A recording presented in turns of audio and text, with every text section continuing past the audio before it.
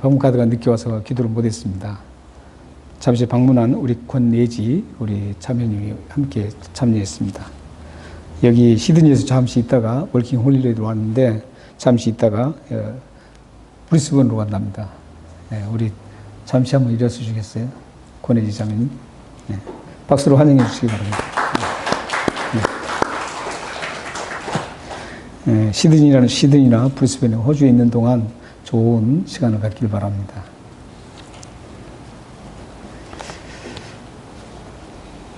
제가 잠시 몇 가지 교훈이 담긴 말씀을 드리겠습니다. 한 번 입으로 낚인 물고기는 다시 바늘에 걸리지 않으나 어리석은 인간은 금방 또다시 입 때문에 걸려든다. 즐겁게 오래 살고 싶으면 코로 숨을 쉬고 입을 다물어라. 사람에게 하나의 입과 두 개의 귀를 만들어 주신 이유는 말하기보다 듣기를 2배로 더 하라는 조물주의 뜻이다. 이 말들은 탈무드에 나오는 말입니다.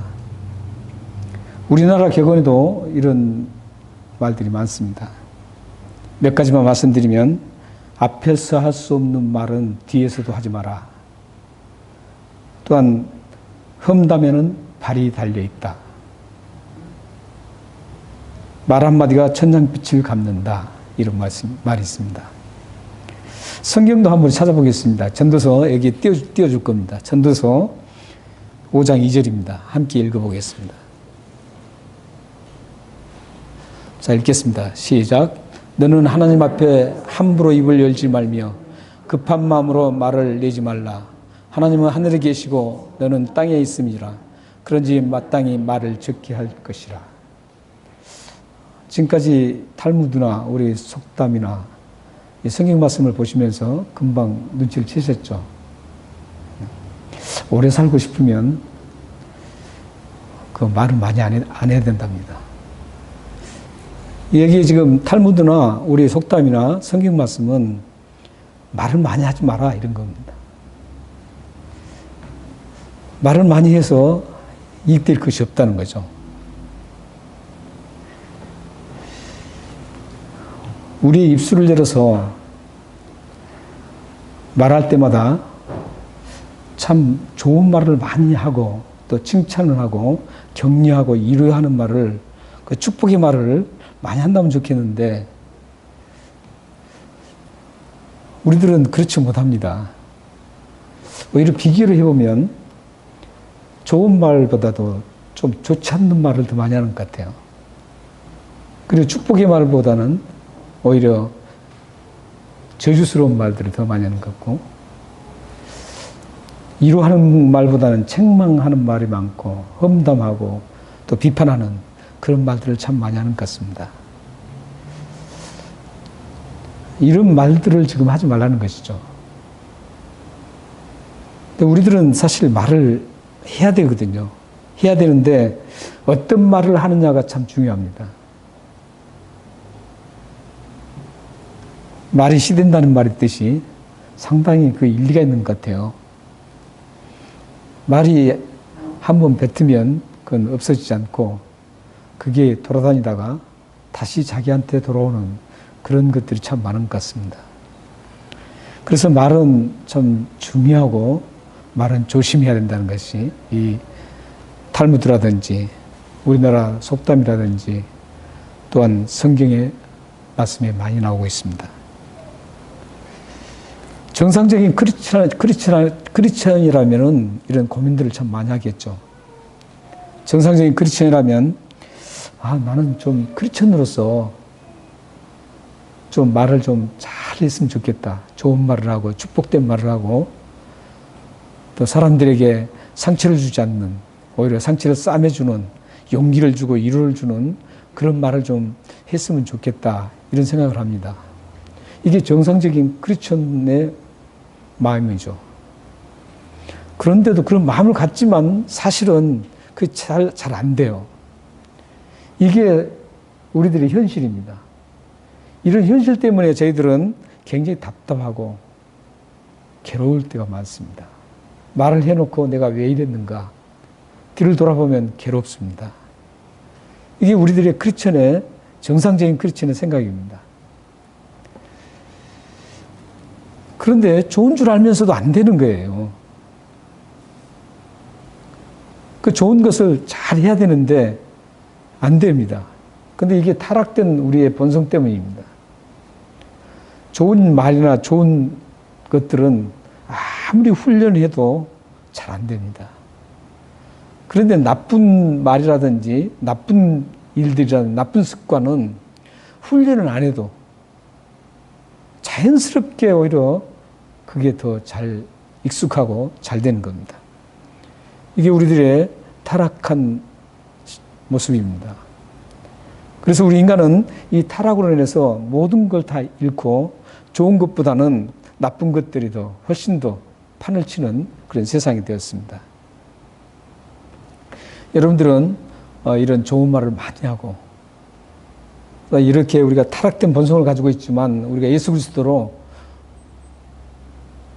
모든 죄를 용서받고 예수님을 닮아가는 그런 우리 존재이기 때문에 여러분들이 힘들어도 좋은 말을 많이 하셔서 그 좋은 말 때문에 여러분들이 인정받고 여러분들의 삶이 하나님이 주시는 복으로 가득 채워지기를 소망합니다. 다윗도 동일한 고민을 했습니다. 다윗도 자기 입술에서 항상 찬양하기를 원했습니다. 뿐만 아니라 주님의 이름을 전파하기를 원했습니다. 그런데 안 되는 거예요. 그래서 다윗도 답답하고 괴로웠습니다.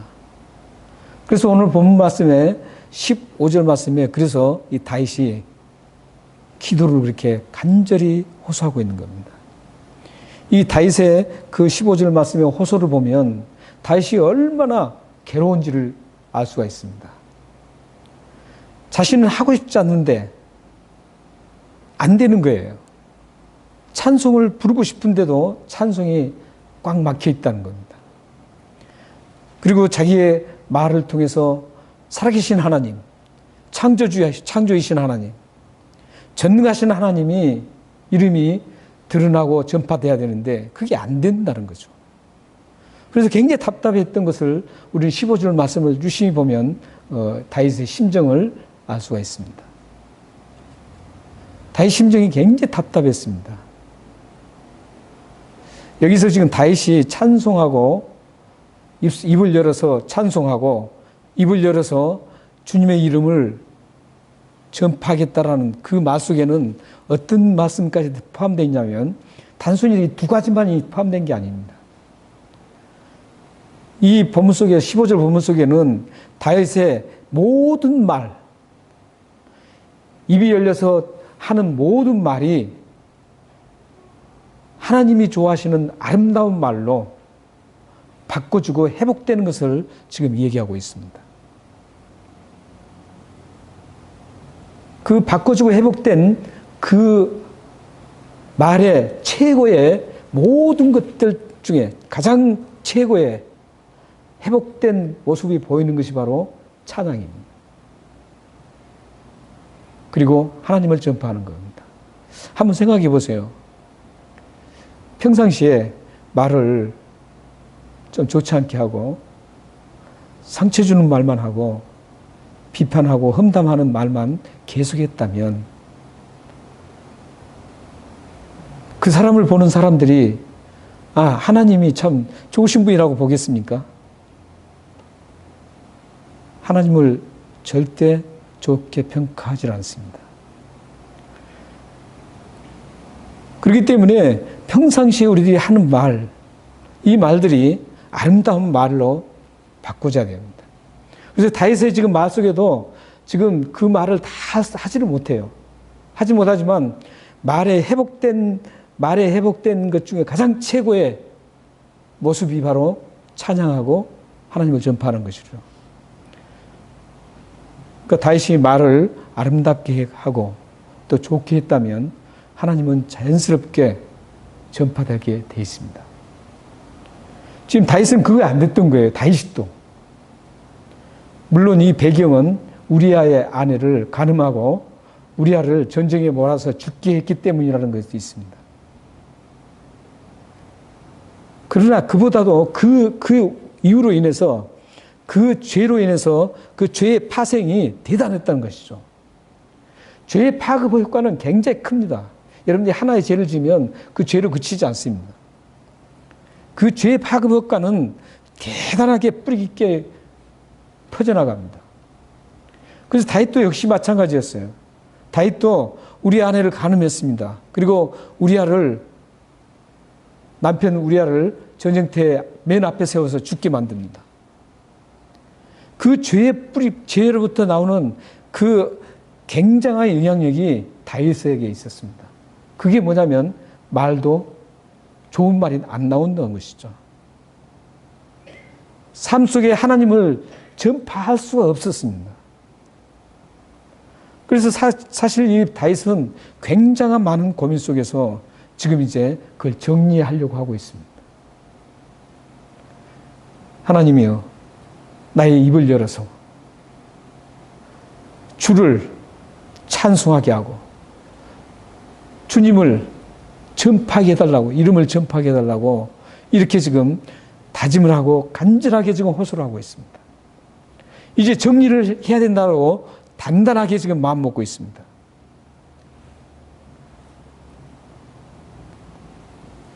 그래서 이 다윗이 이제 단단히 마음 먹고 이렇게 호소를 하고 있는 겁니다. 그렇다면 우리는 여기서 다윗이 하나님을 찬송하고 또한 주의 이름을 전파하는 그런 회복을 가져오려면 어떻게 해야 된다고 생각했을까요? 단순히 막 부르짖는다고 되는 거 아닙니다. 어떤 분들은 삶을 고치지 않고 무조건 하나님 앞에 부르짖기만 합니다. 그건 응답되지 않습니다. 회복될 수 없습니다. 먼저 해야 될 것이 뭔가를 이 다윗은 알았습니다. 내가 하나님을 진정으로 찬양하고 나의 입술의 모든 말들이 하나님 보시기에 아름다운 말로 바꿔주고, 그래서 하나님의 거룩하신 이름, 능력이 하나님의 이름을 전파하기를 원했던 다윗은 그 해결 방법을 찾았습니다. 그게 16절, 17절입니다. 16절을 보시면 다윗이 이렇게 생각합니다. 다윗이 제사를 아무리 드리려고 해도 드릴 수가 없었습니다.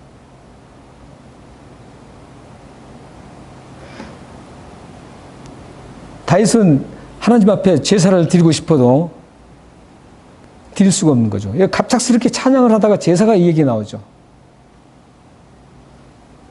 근데 이 제사를 회복하지 않으면, 이 제사를 회복하지 않으면 찬양의 입술이 열리지 않는다는 거죠. 굳게 닫혔던 그 찬양 입술이 열리지 않습니다. 그리고 하나님의 이름을 전파할 수도 없는 겁니다. 그래서 지금 이 다윗은 하나님의 이름을 찬양하고 하나님의 이름을 드러내기 위해서, 전파하기 위해서는 반드시 먼저 해결돼야 할 게 제사 회복이었습니다.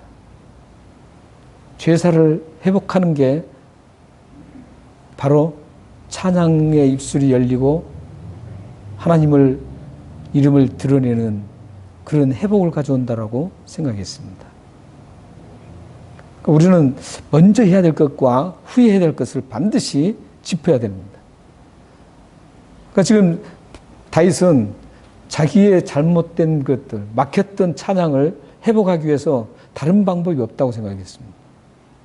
이 제사밖에 없다고 생각했습니다. 그래서 16절에 보면 하나님이 기뻐하지 않는다는 거예요, 제사를요. 하나님이 아무리 많은 제물을 드리고 많이 하루에 수백 번을 제사를 드려도 그건 하나님이 기뻐하지 않는다는 겁니다. 여기 제사라는 용어는 희생, 도살 이런 뜻을 가지고 있는 히브리 말입니다. 그래서 오늘 이 15절에 나오는 이 제사는 어떤 제사냐면 일반적인 제사가 아닙니다. 동물을 잡아서 죽여서 하나님 앞에 드리는데 그 드린 이유가 희생제사인데 죄를 용서받기 위한 희생제사였습니다. 지금 다윗은 죄를 용서받기 위해서 드리는 그 희생제사, 이 희생제사를 아무리 드려도 이게 응답이 없다는 겁니다. 하나님께서 기뻐하지 않기 때문에. 왜 그러면 하나님께서 기뻐하지 않을까요? 사실 하나님께서 제사 제도는 하나님 만드셨거든요. 하나님 만드셨으면 제사를 드리면 하나님께서 내가 만든 그 제도니까 너희들이 드리니까 얼마나 좋겠습니까? 기쁘게 받으셔야 돼요. 그런데 16절에 보면 기뻐하지 않는다는 거예요. 기뻐하지 않는다는 겁니다. 왜 기뻐하지 않을까요? 그 이유가 17절 말씀이 나옵니다. 17절을 우리 다 같이 한번 읽겠습니다. 시작. 하나님께서 구하시는 제사는 상한 심령이라 하나님이여 상하고 통회하는 마음을 주께서 멸시하지 아니하시리라. 하나님이 제사를 받지 않는 두 가지 이유가 있습니다. 하나는 상한 마음, 통회하는 마음이 담겨있지 않아서입니다. 아무리 좋은 황소를 드려도, 아무리 많은 물질을 하나님 앞에 드려도 상한 마음이 없고 통회하는 마음이 없으면 하나님이 기뻐하지 않다는 것. 그것은 곧 제사를 하나님께서는 받지 않는다는 겁니다. 그렇다면 여기서 상한 마음이란 뭘까요? 상한 마음이라는 것은 갈기갈기 산산조각으로 찢어지는 것을 얘기합니다. 그리고 통회하는 마음은 뭘까요? 강팍했던 완악했던 그 마음이 무너지는 것을 말합니다.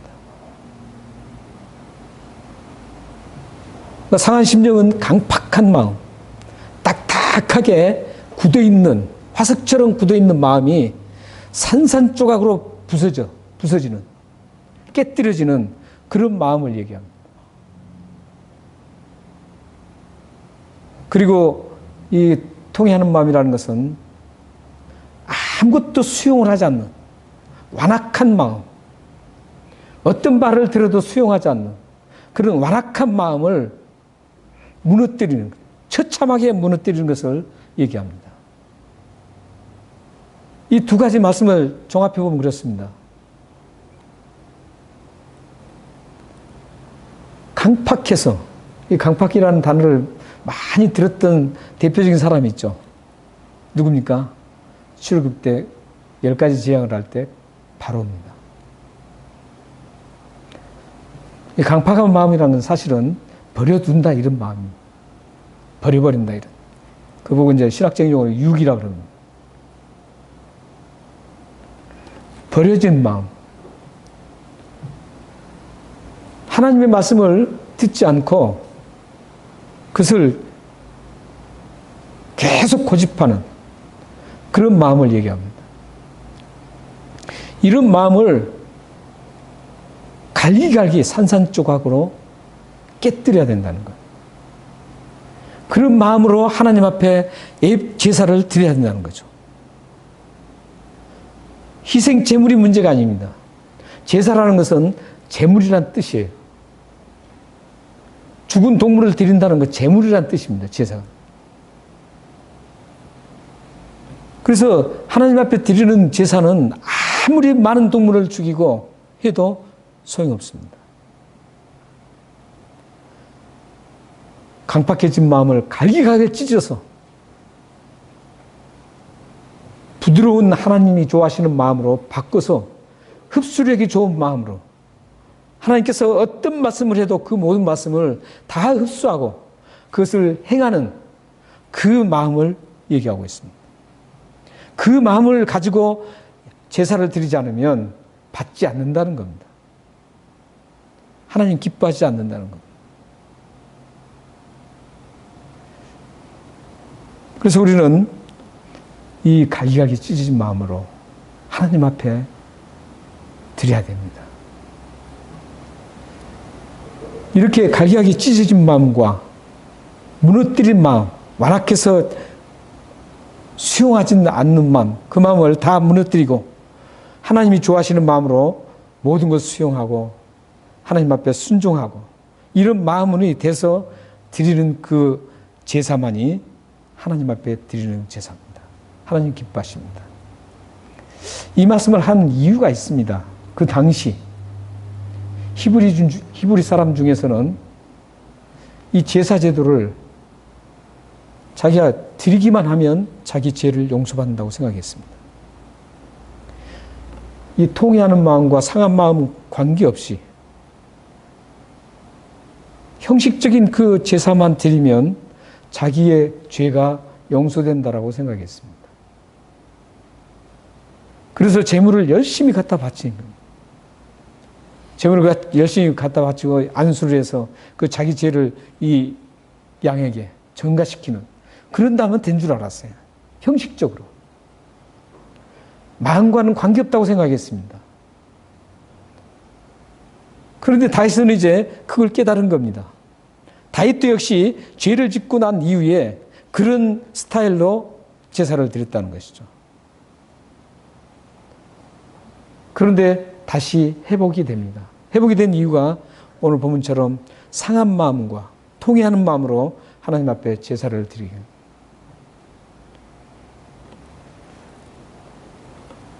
요엘서 2장 12절에서 14절 말씀을 보시면 그게 중요한 말씀이 나옵니다. 너희는 옷을 찢지 말고 마음을 찢으라 그럽니다. 한번 읽어보겠습니다. 12절부터. 자, 시작. 여호와의 말씀에 너희는 이제라도 금식하고 울며 애통하고 마음을 다하여 내게로 돌아오라 하셨나니 너희는 옷을 찢지 말고 마음을 찢고 너희 하나님 여호와께로 돌아올지어다. 그는 은혜로우시며 자비로우시며 노하기를 더디하시며 이내가 그치사 뜻을 돌이켜 재앙을 내리지 아니하시나니 주께서 혹시 마음과 뜻을 돌이키시고 그 뒤에 복을 내리사 너희 하나님 여호와께 소제와 전제를 드리게 하지 아니하실는지 누가 알겠느냐. 이 형식적인 것들, 옷을 찢는 행위, 이스라엘 백성들은 회개할 때 죄를 뒤집어 쓰면서 옷을 찢었습니다. 굵은 베옷을 입고 막 옷을 찢었습니다. 그게 자기들은 회개라고 생각했습니다. 그러나 하나님은 그걸 회개라고 보지 않습니다. 마음을 찢어야 되는 겁니다.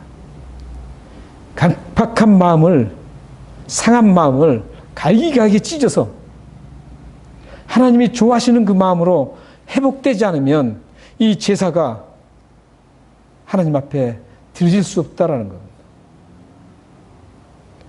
완악한 마음을 완전히 무너뜨리고 처참하게 무너뜨려서 완전히 무너뜨려서 하나님 앞에 드려야만 그게 온전한 하나님의 제사였습니다. 자, 그러면 제사만 그럴까요? 제사는 구약적인 용어죠. 예수 그리스도께서 십자가에 죽으시고 3일 만에 다시 살아나신 사건으로 인해서 이 제사 제도는 예수 그리스도께서 완성하셨습니다. 그 완성된 그 제사의 모습이 지금 여러분들이 드리는 예배입니다. 구약의 예배는 제사의 예배였습니다.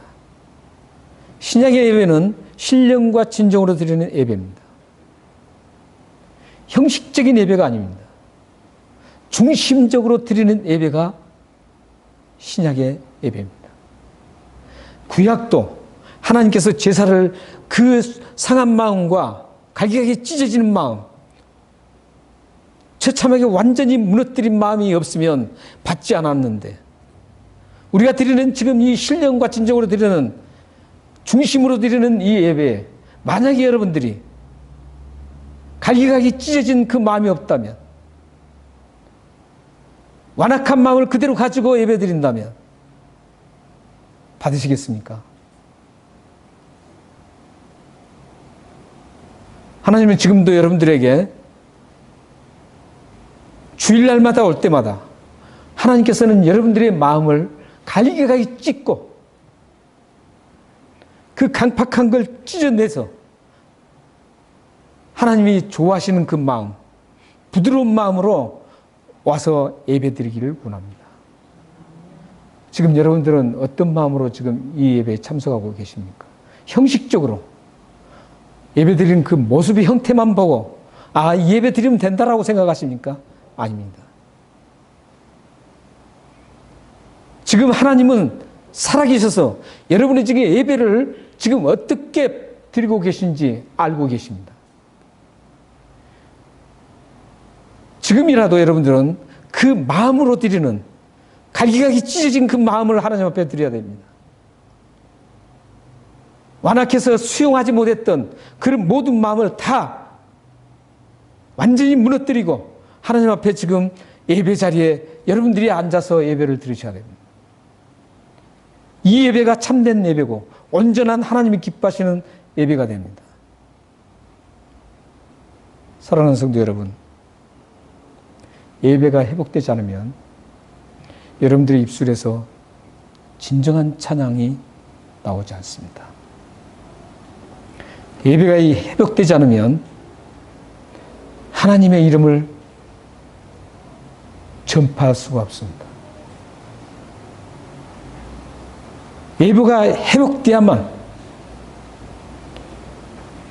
여러분들의 마음속에서 진정한 찬양이 나오고, 예배가 회복되면 여러분에 대해 말의 언어가 달라집니다. 여러분의 생각이 달라집니다. 그래서 이 예배가 얼마나 중요한지 모릅니다. 우리가 이제 찬양을 했지 않습니까?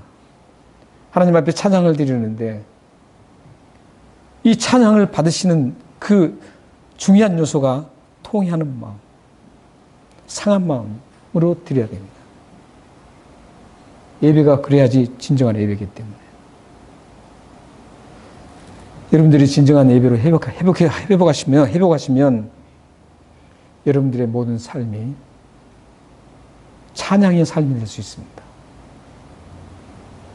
또한 여러분들의 입술을 통해서, 여러분의 삶의 제사를 통해서 하나님의 위대하심이 드러나고, 우리를 구원하신 하나님, 이 세상을 창조하신 하나님, 위대하시고 전능하신 하나님이 여러분을 통해서 전파될 수가 있습니다. 여러분 모두가 예배를 회복하는 데 중점하시기 바랍니다. 우리 믿음의 선진들이 그래서 예배에 목숨을 걸었습니다. 지금 시대가 가장 문제가 되는 것이 뭐냐면 예배가 점점 무너지고 있다는 겁니다. 예배가 무너지고 있습니다. 하나님 기뻐하시는 예배가 아니라 형식적인 예배, 자기 감정에 복받쳐서 우는 예배, 하나님 앞에 드려지는 예배가 아니라 자기가 좋아하는 예배를 드리려고 하는 그런 아주 못된 습성을 가지고 드리기 때문에 지금 예배가 무너지고 있습니다. 우리는 우리를 구원하신 하나님, 우리를 날마다 은혜를 주시는 하나님, 죽을 수밖에 없는 우리를 살려주시는 하나님, 독생자 예수 그리스도를 보내주셔서 우리로 하여금 영원한 생명을 얻게 하시고 영원한 천국으로 입성할 수 있는 영원한 기업을 주신 그 하나님을 향해서 우리가 신령과 진정으로 예배를 드려야 합니다. 이렇게 여러분들이 들으시면 여러분의 삶에서 자연스럽게 하나님이 원하시는 찬양을 올려드릴 수 있습니다. 뿐만 아니라 여러분의 삶 속에서 하나님의 위대하신 이름이 전파되고 영광 받으실 것입니다. 여러분 모두가 그런 예배의 회복을 가져서 찬양하고 감사하며 많은 사람들에게 위로를 주고 격려하고 하나님이 주시는 놀라운 그 복들을 가득 담아서 열방에 주님을 선포하고 전파하는 축복의 삶이 되기를 주님으로 축원합니다. 기도하겠습니다. 살아계신 하나님,